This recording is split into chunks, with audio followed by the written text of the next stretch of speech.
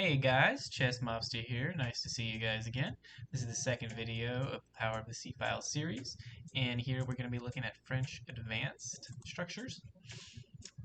First, we're going to do like a past modern, or the past era, and then the modern era, and then one of our games. Here we are going to look, oh, you don't want to look at the end. We're going to analyze, minus the eval on the lines, and go over it. So this is the first game past. It's white is Belavenets, 1938. Black is Chistaiakov, and actually we're going to look from the black side. And here we go. So we have an e4, we have e6, the French, d4, d5, grabbing the center and attacking this e4 pawn. Knight c3, knight f6. This is kind of egging on e5, bishop g5 for like an advanced setup for applying pressure. We see bishop g5 applying pressure, exploiting this like kind of pin, and then bishop b4. This is always an exciting French line because outside of like knowing theory or knowing these type of positions or calculating, you really think e5 just wins, thinking it's a pin win, but we have h6, and they play bishop d2. H6 is an amazing move, but they play bishop d2 because if you do take exf6, you can actually take the bishop. And even though they win a pawn, you get rook g8, and you have like amazing development, and you most likely win it back with like queen f6. So instead we see bishop d2, and what black does is, even though you even think after bishop x c3, why can't they do the same thing on taking on f6? But actually you take the check, and after queen take, you win a pawn. So instead, bxc3, and then we have knight e4, an amazing knight already. Queen g4, attacking this weak g7 square. g6 protecting and giving our rook and king a little bit more safety at least. So then we see bishop d3, and it kind of gives like black a little dilemma because this is one of their only really highly developed pieces at the moment.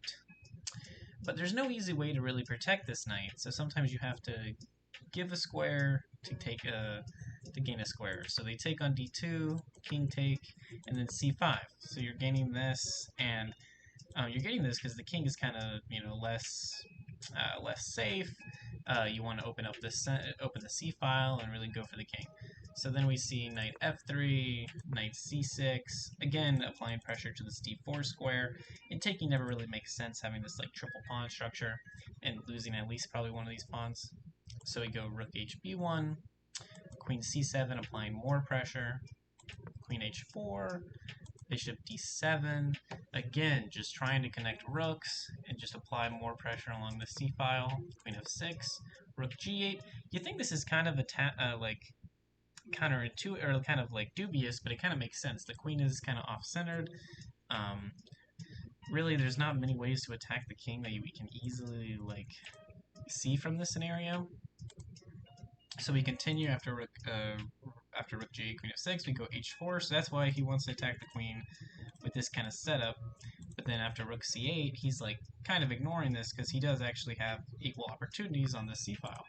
So after h5, gx h5, still saying that there's no really attack along the king.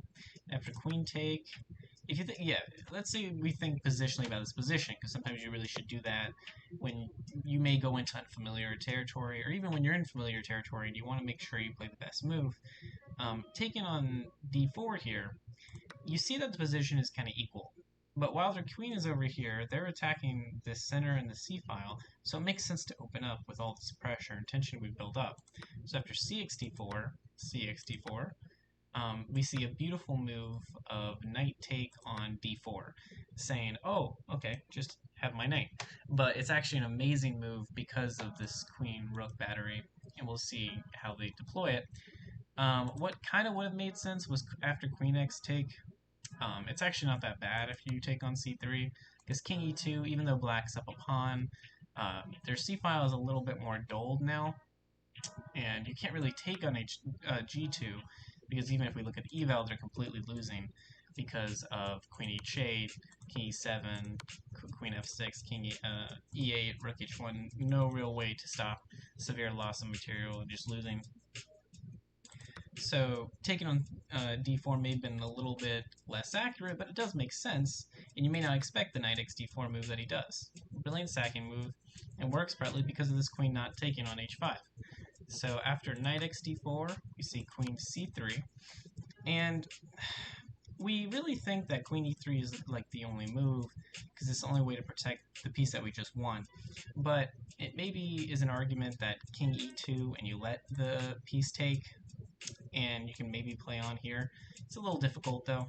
So we see king e3, and then rook c4 having a pin so this bishop can't actually take. Now another chance to win the d4, another chance to play king e2 and allow them to take. It would still be very hard to play on here, but like queen x d4, we're not going to take on bishop. It would have to be like take on h5, and then bishop c6, and this would be like an equal game, but black's slightly better. So after rook g4, knight e2, this is just completely losing. This would have been really hard, even more hard for white to hold on, but they would have to do like queen f6 and a hold on like this, like queen x d4, and it would just be very hard for like white to hold on here. This would be around like a slight advantage by black. So instead, we go rook e4 after knight e, go rook e4. So knight e2 was just a really bad move in that scenario. So either white resigns here because there's no way, even though it almost looks like the queen is hanging with the knight, or the bishop can maybe take.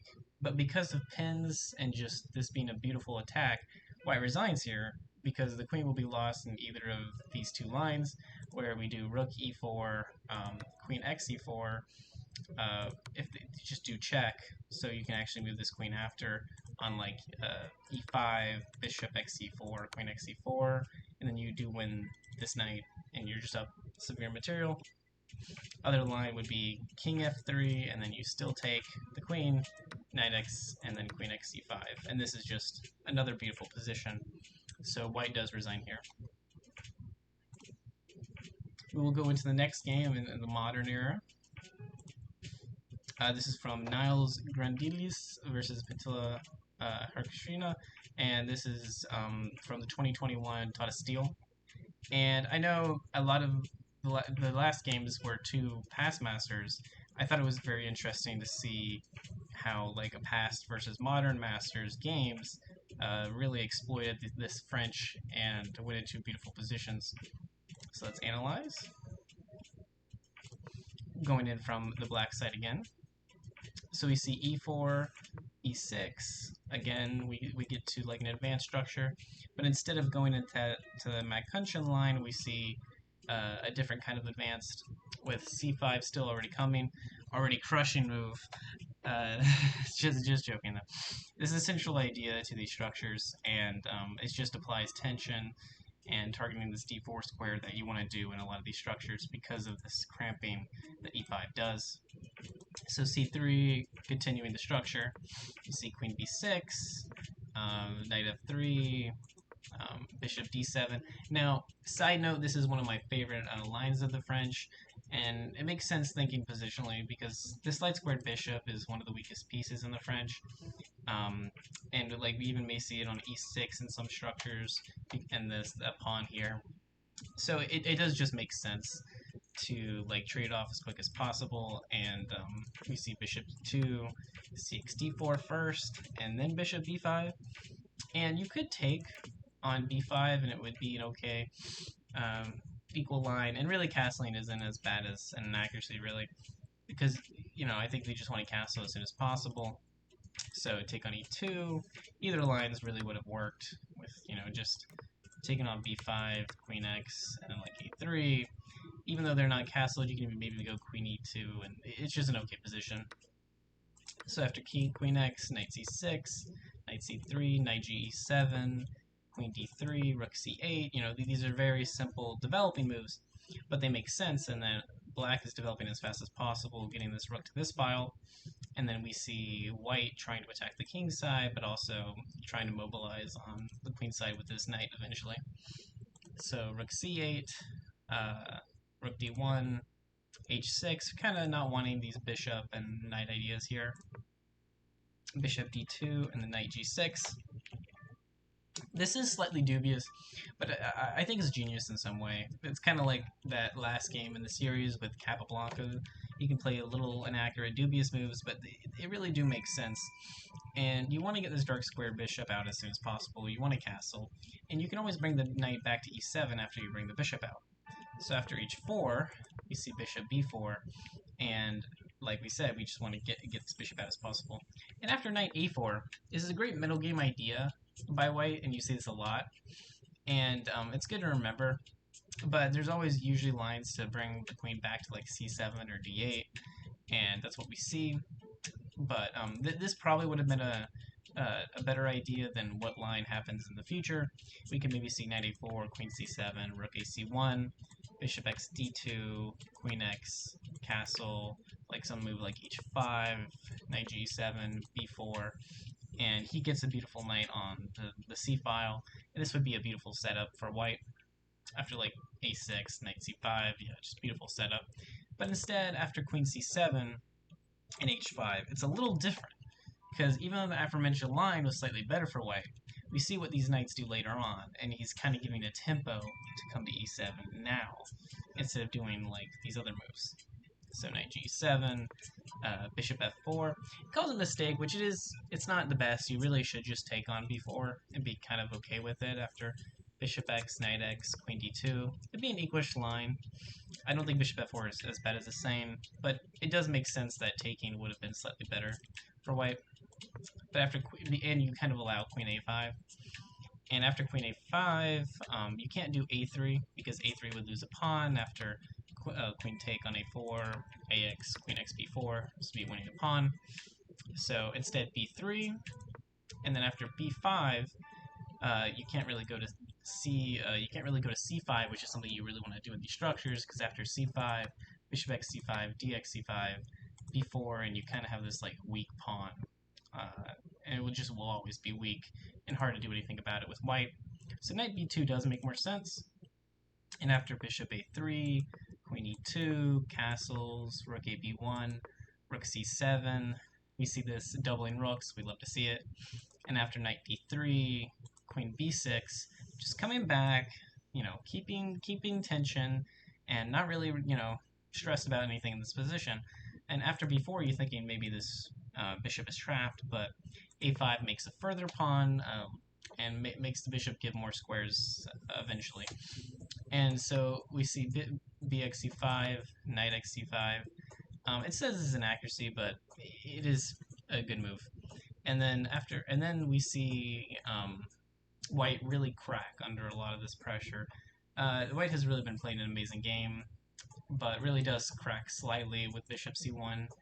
And this bishop was really hard for them to move during the game. We kind of saw bishop f4 was maybe not the best move.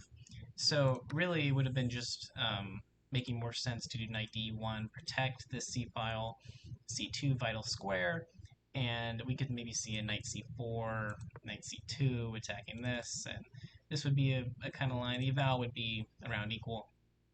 It would continue off here.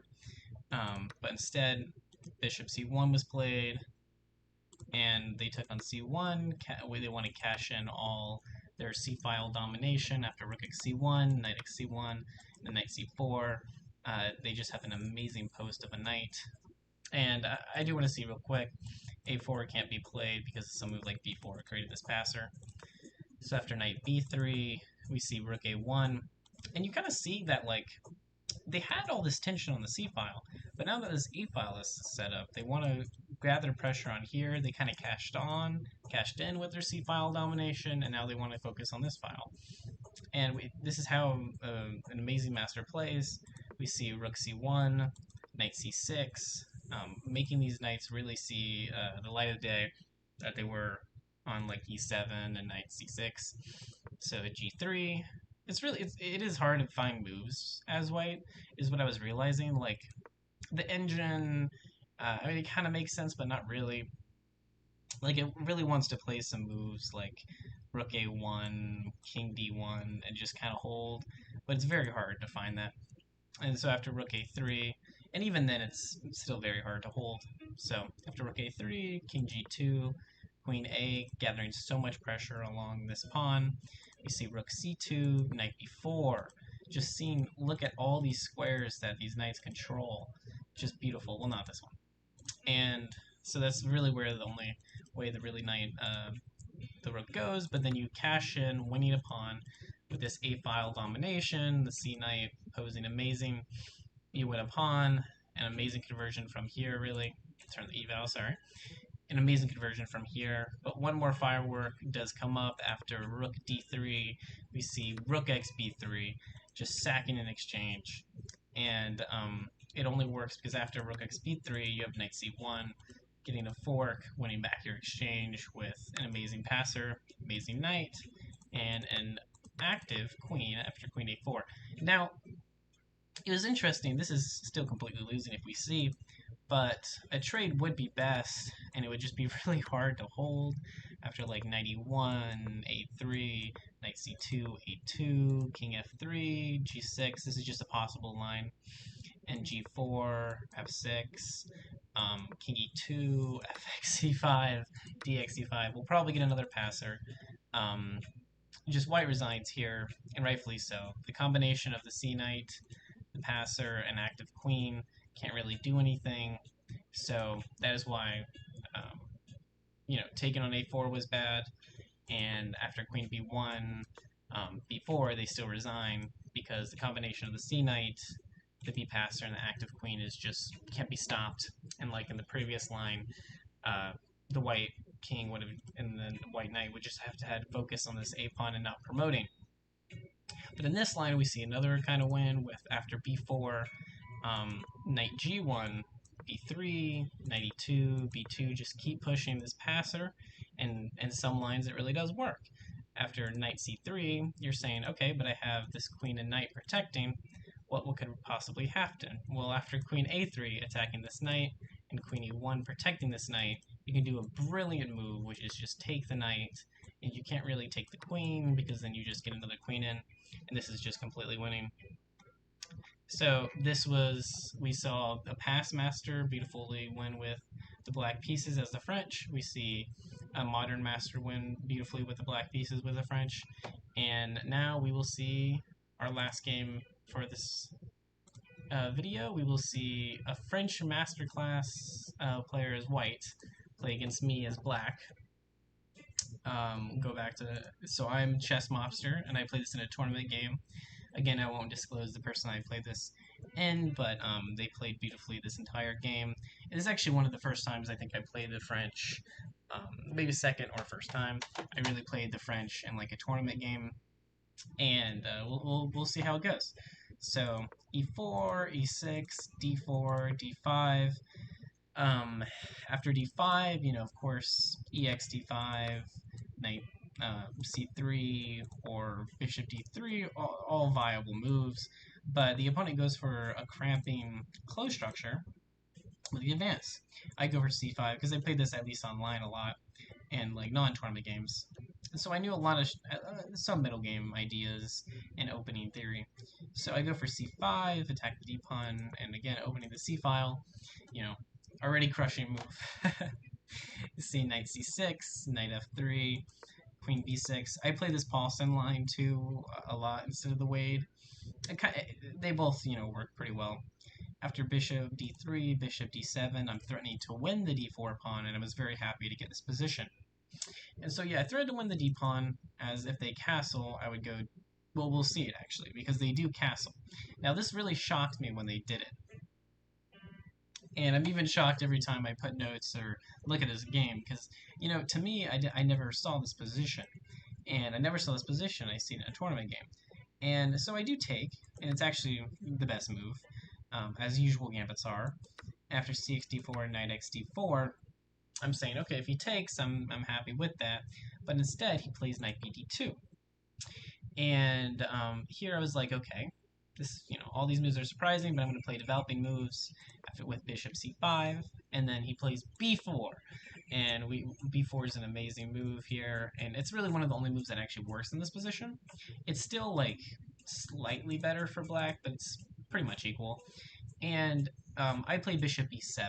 I look and I realize now, looking at analysis, I feel like it would have been better for me to play knight xf3, as if he does queen xf3, I go bishop d4, attack his rook. He goes queen g3, even attacking my rook. And I go g6 protecting, he does rook b1, and I go bishop b5, and we get a position where I'm trying to get to an endgame up a pawn, and he's really trying to keep things alive, but it's really hard to, as this is pinned to the rook, so he would probably take, queen take, and then this would be, I would love this line way more than the line this, like in the future, and instead, that's also not a fun line. So, but if he takes, sorry guys, yeah, if he takes with a knight, so if I take on the f3 and he takes with a knight, I go queen x. And this would have been a slightly, maybe worse line than the other, but it's still a good line. And after rook b1, I try to trade off as many pieces as possible. And he kind of has to take, and we go here, and if he doesn't take that way, he could just take on b7. But then I still take on d1. So it's very hard to, not have a queen trade in this line, and even though he gets a pawn back on b7, I would still be up a pawn, and I would have to convert from here, or bishop x a4, rook x b7, and knight e7, similar ideas, and I'd still be up a pawn, but defending at least a little bit. So instead, I went bishop e7, he went a3, kind of protecting this b4, and then I play the biggest mistake I could in this game, I castle.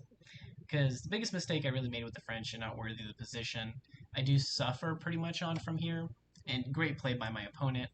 I want people to know that this is like, that losses are chances you learn a lot from, and this loss I learned a lot from in this castling. Because after knight b3, I really gained a lot of positional knowledge, understanding from this mistake, and do realize that they've pushed their b and a pawns, and their black square bishop is going to come alive to e3, which is terrifying, and they are going to get the almighty power of the c-file with my king already on it. So now I know casting the French and these certain things in the position really didn't make it ideal to do it, and we just see a beautiful conversion, or just beautiful play. It's not really conversion yet, but beautiful play by our opponent. And after knight xb3, queen xb3, I do f5. This was really a desperation move, and I probably should have played more accurate and maybe held a little bit for something longer, like d4.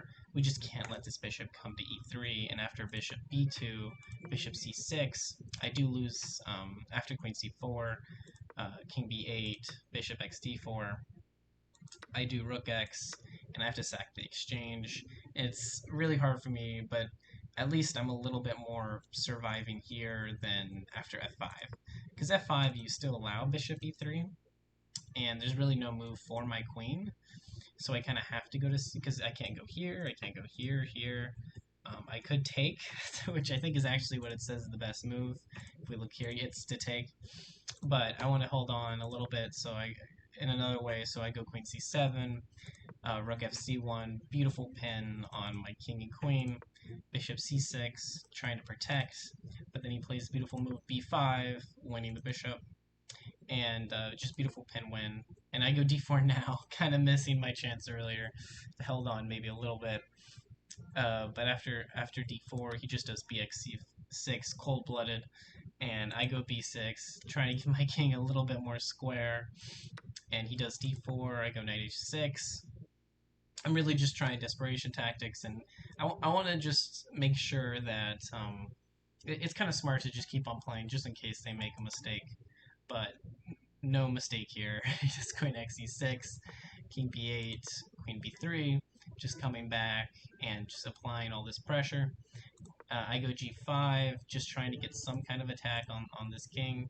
Goes e6, just having a beautiful attack on this rook, and I then do this exchange shack now. So I look later in this game, and I play a lot of the moves that maybe would have held me on a little bit longer, in the past, and that's why maybe I should have thought about those lines if I could see this far.